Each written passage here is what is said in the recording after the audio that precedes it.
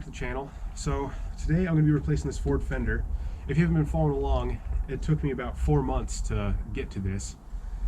When about in November or so, middle of November, semi truck came around the corner too fast, hit my truck, and my insurance took me to a body shop, and all they had for me was a cheap aftermarket Fender. I didn't want that, and so I hunted for quite a while and finally came across an original Ford Fender, same color, same Power Stroke logo and everything. It took me quite a while to actually get time to go see the guy. Our schedules just couldn't line up, so that's why it's been 4 months later I'm finally getting to it. But I've got the bezel at the junkyard. Have to replace this plastic bezel, the turn signal assembly here, and of course the fender. Luckily, nothing went wrong with the wiring harness. It was just the bulb isn't even damaged, so all that's still good. It's just a lot of unbolting is going to have to take place just to get to able to take it off. And so I'm going to get started. Hope you guys enjoy.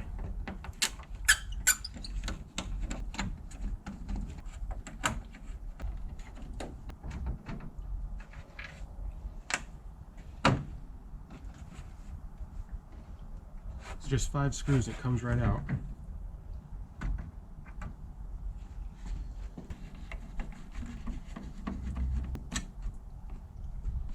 So in order to take this bezel off, I think I'm going to have to take the battery out, the air box out, and just get more room so I can get behind it. There's a couple more bolts back there. Starting with this 8mm.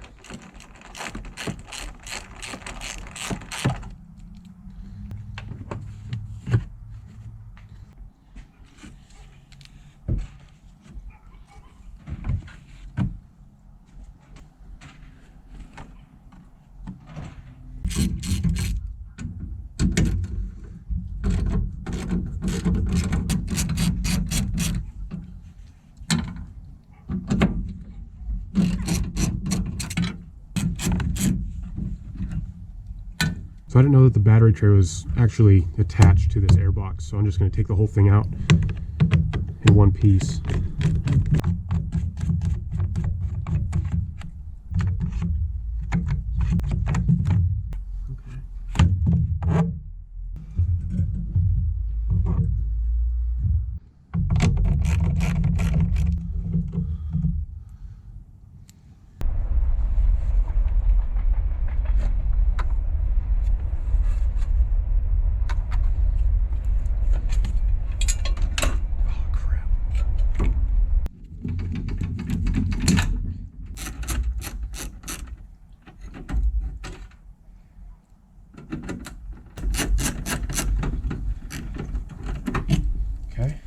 Those two are 8mm.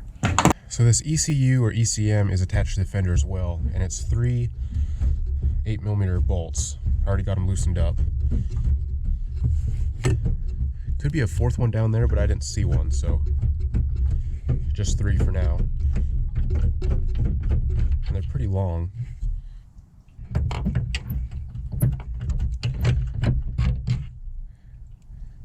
Okay, just place this aside for now. And it was just 3.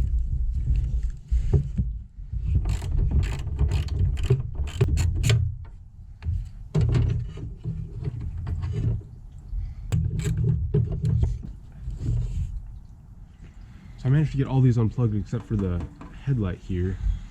It should just come off. Oh. That one. That's it. That's pretty beat up. Taking a closer look at this, I thought I was gonna have to remove this headlight and this whole plastic grill guard piece to get to these bolts, but it's just these two up front right here. And so there's these two, of course the inner fender that I'm still gonna have to remove, this trim piece to put on the new fender, and then some bolts on the inside as well. 8mm.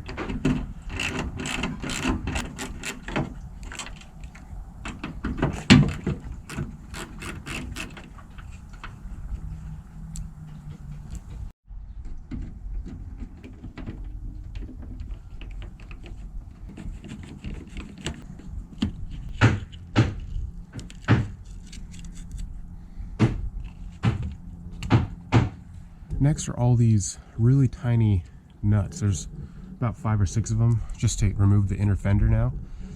And they're 5.5 millimeter. Kind of an oddball size. Now that these inner fender bolts have been removed, it's time to remove the actual fender itself. Starting with these 10 millimeter.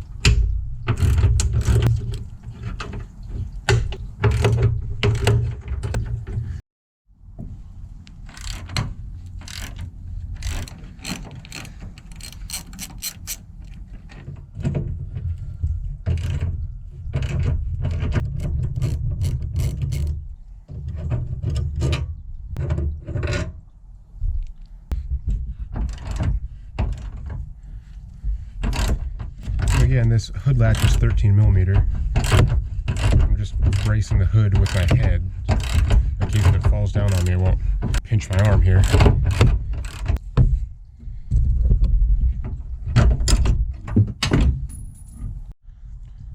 Okay, so when I took this off, the other side didn't have enough strength to hold up the whole hood, so that's why this is here.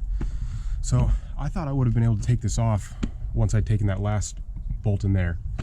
Turns out there was one right here. So I had two choices. I could have either taken this whole plastic bezel off or take a couple more nuts out of this inner fender. One here, here, 2 more nuts there, and a couple push pins. And I was able to get this out of the way and sneak a ratchet in there. And that just seemed easier for me. One of the last bolts is that one right there. You have to open up the door and get a really long extension to this 10 millimeter nut, or bolt rather. All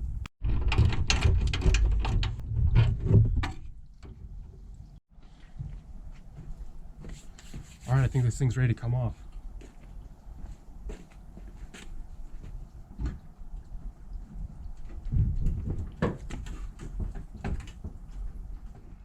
So I thought that was enough to get it off. I was wrong. So this whole side plastic piece is mounted with these 2 screws here and here. So I just loosened them and I was able to get enough clearance to pull this forward. The problem is there's these 2 little studs, these green ones, and then this plastic.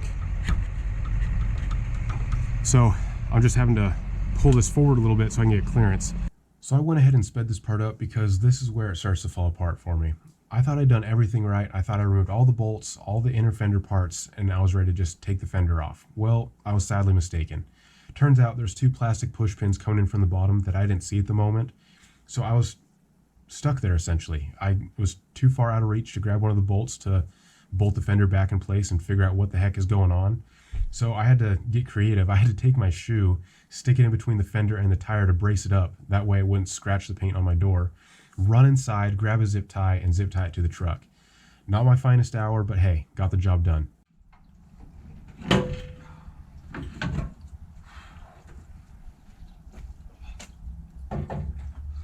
Well, that was not a fun job.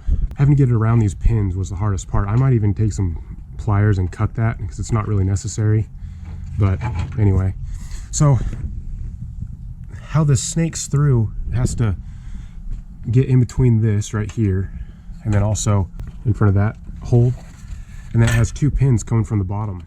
So here's what I'm replacing it with. This is before and this is the new one here. It's a perfect color match. So according to Ford, this color is dark tourmaline metallic, and the biggest problem with this fender is since my truck is a 97 model, it has the heavy duty logo, and Ford only made that logo for 2 years. So trying to find a Ford fender that is in perfect condition, the right color, has the Power Stroke logo on it, and the heavy duty logo, I mean, it's near impossible. So it's really a miracle that I was able to find this just a week after my truck got hit. It took several months to get it to my house, but it was definitely worth the wait. So only problem with it is this plastic is kind of peeled up right here. Maybe you can see that on camera. And then there's just the tiniest shopping cart ding. You have to catch it in the light just right, but it's right here somewhere. You can barely see it. And then maybe just like one tiny scratch here. And I think that's, yeah, that's not even a scratch, that's just hair. So it just needs a good buffing. There's a lot of hard water stains on it, but it's ready to go in as is. Zero rust. I already did a little bit of touch-up paint. There is some surface rust here and some other minor spots, but really, for being 25 years old, it's perfect.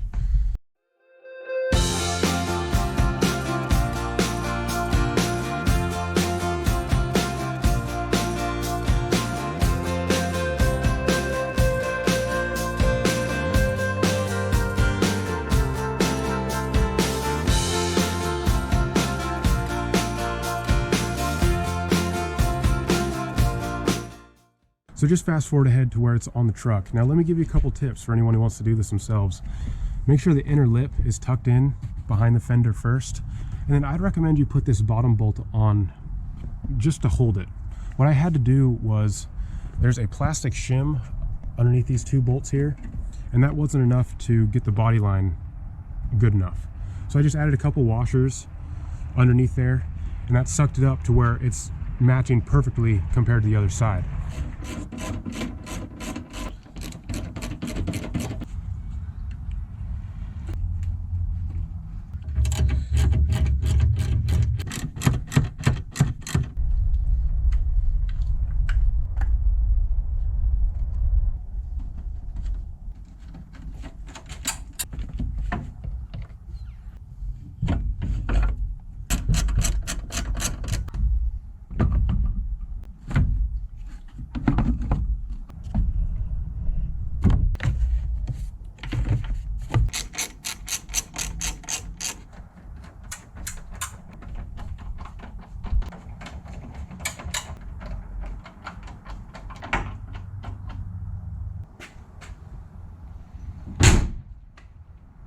So it's the next day. Wanted to get the finished look in some better light, but it turned out amazing, guys. These body lines really did line up well. One problem I have is just a little bit too much of a gap right here. It's not that bad compared to the other side. Someday I'll have to glue this piece back, but again, it's just in immaculate shape.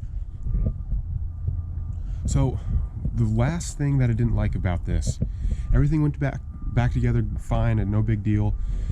These gaps are fine, but the one thing I don't like is when you close the hood,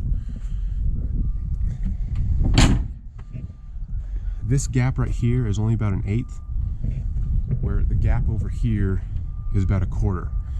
Now really, at the end of the day, no one's going to complain about 1/8 of a gap difference between the two, but that is something that does kind of stand out if you're looking really close at it.